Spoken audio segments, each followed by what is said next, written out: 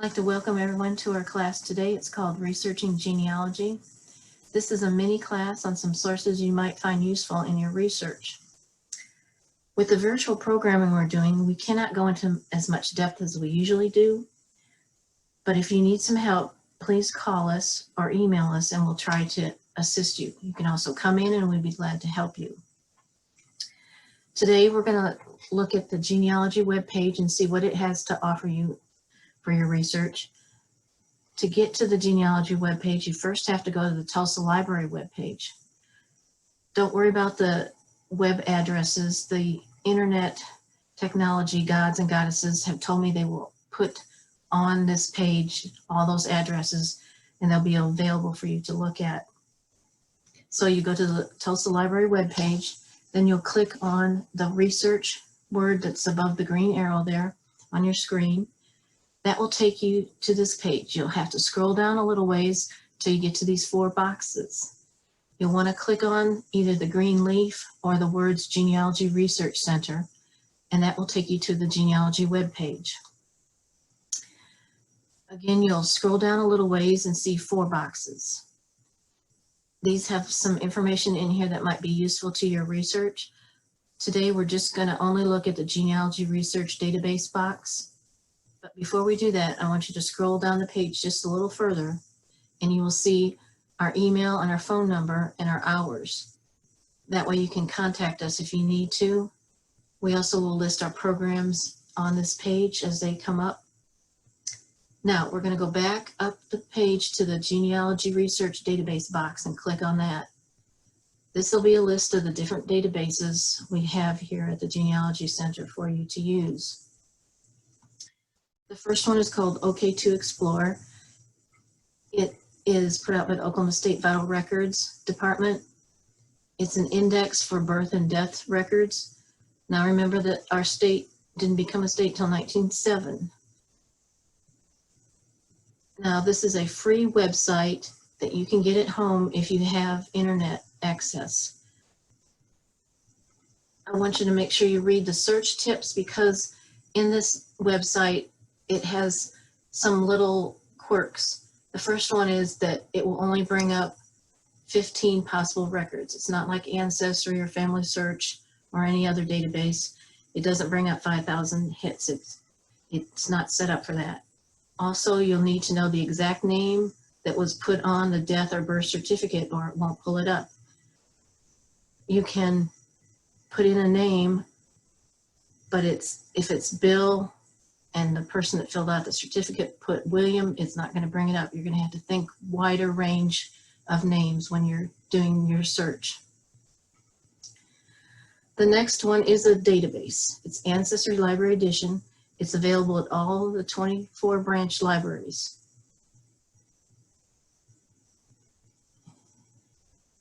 The next one is American Ancestors. It is available only at the Genealogy Center. It's put out by the New England Historic Genealogical Society. Only at the Genealogy Center. The next database is Fold 3. It is available only at the Genealogy Center. It is documents from the National Archives that are available for you to search. It has a subscription service much like Ancestry where you can have your own subscription to Fold 3, and they also have a free access to some databases on a limited amount of databases that you can look at rather. You just have to create a username and password. And again, it's only at the Genealogy Center. The last one is History Geo. History Geo originally started out life as a database, but now it's a website, so you can get it at home if you have internet access. It has documents for the original landowners for the public land states. It also has a map collection within it. Now, we're going to kind of go back to that first screen after you hit research where the four boxes and you were going to go to the genealogy webpage. If you scroll down from those four boxes just a little bit, you'll see some books in a chair and the word databases. I would like you to click on that. That will show you some more databases that you can use for research. The library has all these databases available for you to use. They come in a wide variety of subjects. There'll be current events, there'll be car repair, history, literature, medical. Perhaps someone in your family's going to school needs to write a report or do a research paper.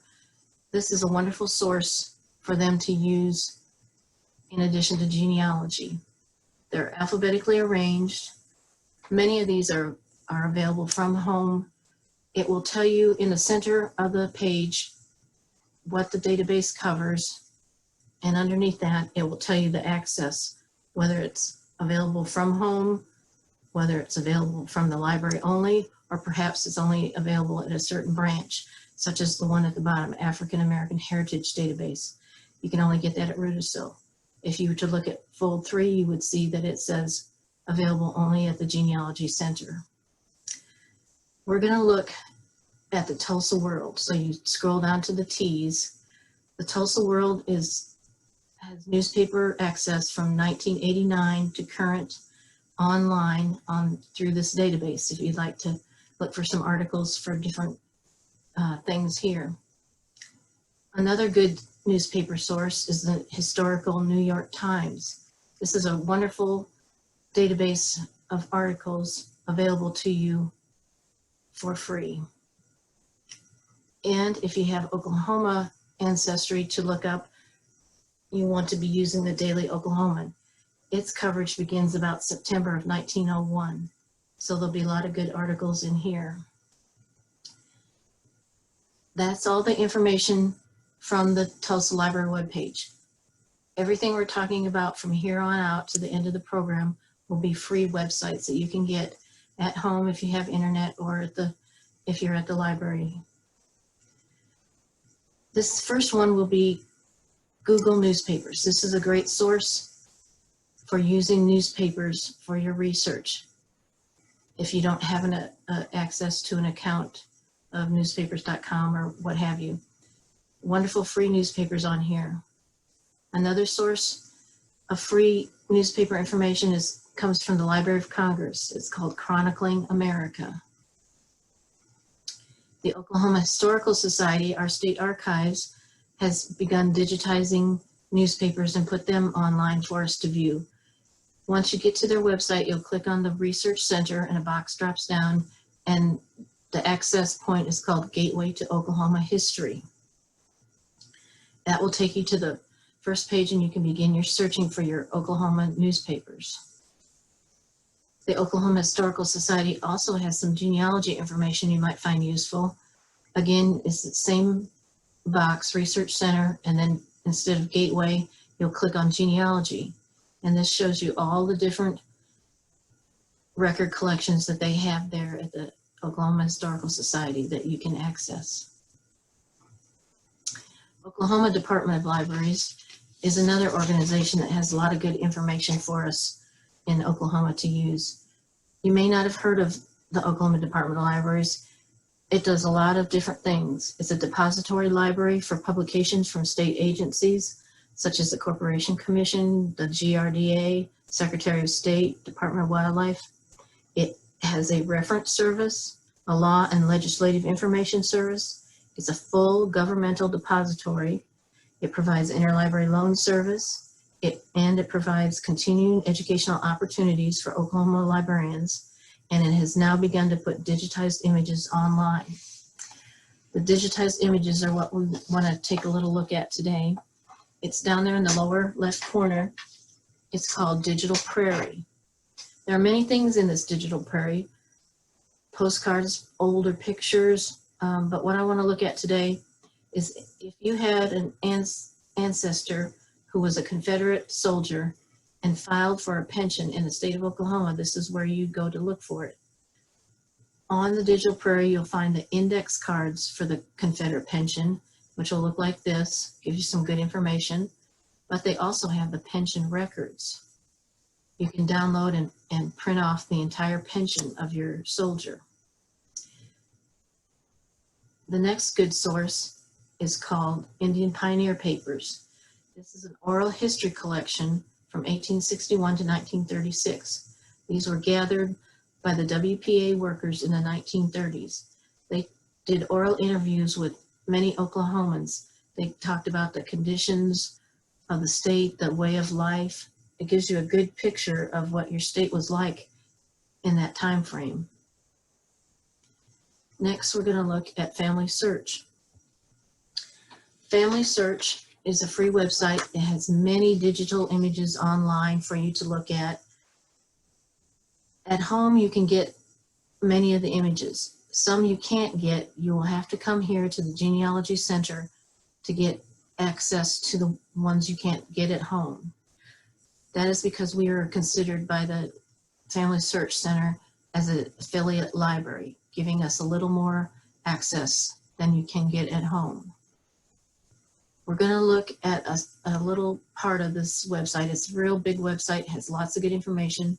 We're going to look at the search button and click on that. The box drops down, and what we'll look at today are the records and the catalog. The records is divided up in two sections on one page. The section on the left is where you can fill in an ancestor's name and search for various records that Family Search has on him or her. On the right-hand side, you can browse the published collections. The published collections are the digitized images. They're alphabetical by country or by state. And it has many little images on here that you might not recognize. The first one, Alabama Civil War Service Records of Confederate Soldiers, is a large camera. The large camera indicates a partner site. That means they got the information from another database or website. In the case of this record collection, they partnered with the Fold 3 to get the information. The problem with Fold 3 will be that it won't take you to the actual document on Fold 3. Because it is a subscription database, it won't take you to the exact record. You'll have to write down the information you find and then go to the icon for Fold 3 on the computer and look up your information on your soldier. It's not a direct access. It's kind of a two-step process. The next icon will be a small camera next to the Alabama County Marriages 1809 to 1950. That indicates there'll be a digital image of the record that you're looking for. The next one doesn't have any kind of icon next to it. Alabama Deaths and Burials. There's no icon. That means there's not an image. However, I've found in some cases they are beginning to attach images even though the index here says there are not any. So you'll want to double check. Even though there's not a camera, perhaps you'll get lucky and find one. Under the records column, you'll see numbers. This means the total number of records in that particular collection. In the Alabama County Marriages 1809 to 1950, there's 4,915,000 records, whereas the one underneath it for 1818 to 1936 only has 6,764 records. Another, farther down the column, you'll see Alabama probate records. It says browse images. That means you're literally going to browse through the choices they provide you. They will come, the first screen will show you, generally shows you a county. It makes you pick what counties they have available. Once you pick that county, it will then show you what record collections they have available for that particular county. In case of probate records, it could be oaths and appointments, it could be bonds, it could be an actual will. Whatever they offer, you have to pick from there and click on it, and it will take you to the actual images that were filmed in that county. Starting with the cover of the book, goes to the title page and so forth. Page by page, you'll be going through that particular roll of microfilm. The last column is the date the database was last updated. You can see there are several 2020 dates, so they are continuing to add to their collections. Under the search by catalog, you will find several categories to search by. You can search place, surname, title, author, subject, keywords. We're just going to take a look at the county. You put in the county you're looking for and hit search, and it will bring up the types of records collections it has for that particular county. Then you must decide which type you want to look at and click on it, and it will bring up what it has under that particular record collection. Then you will click on that and it will tell you whether it may be a book. It could be a digital image. It'll have a camera so you'll know you'll get to see an image. It could be a little reel, drawing of a reel, like an old-fashioned 18mm reel of film, which means it's not available for us to look at. It's only on microfilm. They haven't got it digitized yet. This is Find a Grave. It's a free website. It's done by individuals. They put on the memorial themselves. They will all look different. Most of them will look like this. They'll have a person's name and the birth, death information, cemetery. Some will have a stone, others will not. But generally this is what you're going to find.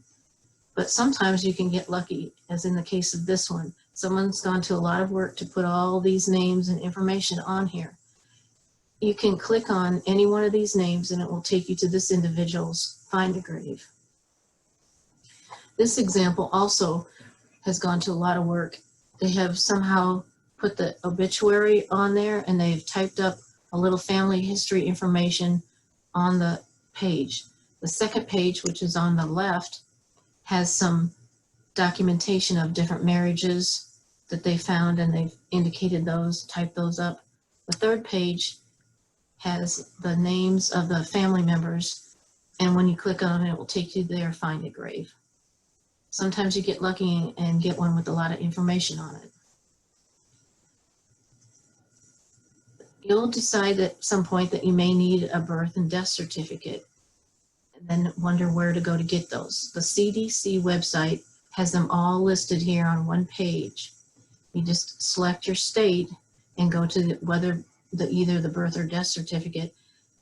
And some of the states will let you fill the form out online and then you just print it out and mail it in. Others you'll just print out and fill out by hand and mail in. US GenWeb is another free website. It is done by volunteers, so it too will look different for every state, every county. You just select the state you're looking for, and then somewhere on that page you'll be looking for the words Vital Records. You'll click on that. It will take you to a list of counties, and you pick the county you want, and then it will take you to what information they have for that particular county. This county appears to have a lot of different information on it.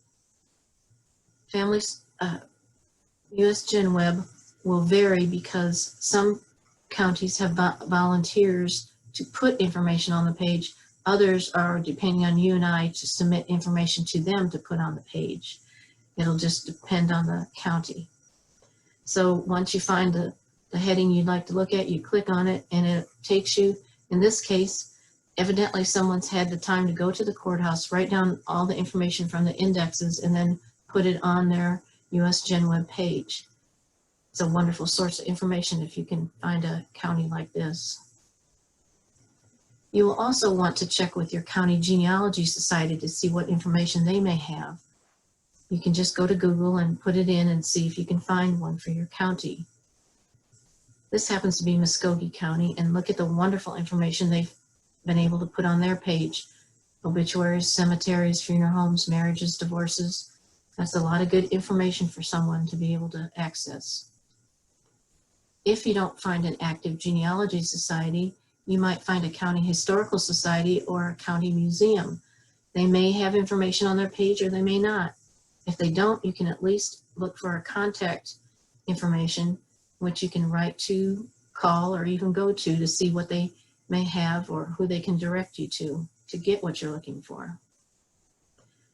We're not going to forget about libraries. They're a great source of information.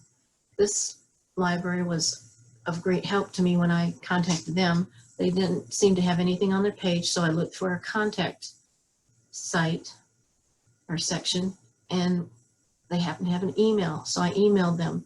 I was looking for an obituary. I gave them the information I had, and they came back with an article of the accident the person had, and then his obituary. So I got two really great sources of information from this library. This particular library is a greatly organized in a nice way. If you're looking for a book, you know where to go. If you're looking for information on teens, you know where to click. If you're looking for youth, we're looking at genealogy, so we'll click on that link. It takes you to this genealogy page, and look at all the wonderful information they have here on their webpage for us to use. Newspapers, obituaries, death indexes, obituary indexes, probate files. A lot of good information here for us to use. You can also get some great information from your state archives. Just put in your state in Google and see what you can find. This happens to be the Georgia State Archives. Again, each state is going to be different, arranged different, look different, have different wording. In Georgia, they call theirs the virtual vault. So we'll open up the vault and see what we find here. They've got colonial estate records, colonial plats and warrants, will books. They've got Confederate enlistment oaths and discharges, muster rolls, and of course, Confederate pension applications. Great sources of information for individuals to use. Missouri, they decided to call theirs records and archives. And Washington State calls theirs digital archives. So as you see, each one's going to call it different and have it arranged differently. Florida has an attractive little colorful site here. Theirs is called collections. And when you look to see what they have maps, they have Spanish land grants, they have 1825 census for this particular county. They've got voter rolls, they've got auto registrations, they've got 1855 census returns, WPA information. They've got their Confederate pension applications on this site. Lots of wonderful information for researchers. Maybe you've decided you'd like to go to the country of origin for your ancestor. It's kind of hard to see on here, but this particular one is the Ireland's National Archives. And you will look around to see if you can find genealogy or some kind of wording like that. This particular one is down at the bottom of the screen. So when you click on that, it shows you what they have that's available that you might possibly find some information on your ancestor. Like Library and Archives of Canada, they have a really great site for their information. It's called Ancestor Search. And look at all this great information that they have on their website. This would be great for some folks who have family members from Canada. Scotland also has a good site. They have lots of information: census returns, valuation rolls, marriages, deaths, births. This will be our last website that we look at today. This is Google Books. Google Books is a great source of information. You can look for individuals, you can look for an actual book, and it may have some information for you. It'll pop up with the page with the individual that we've looked for on here. You can even look up in the upper right corner, because sometimes you can download the entire book and have that for future use. This is really a great source of information for us.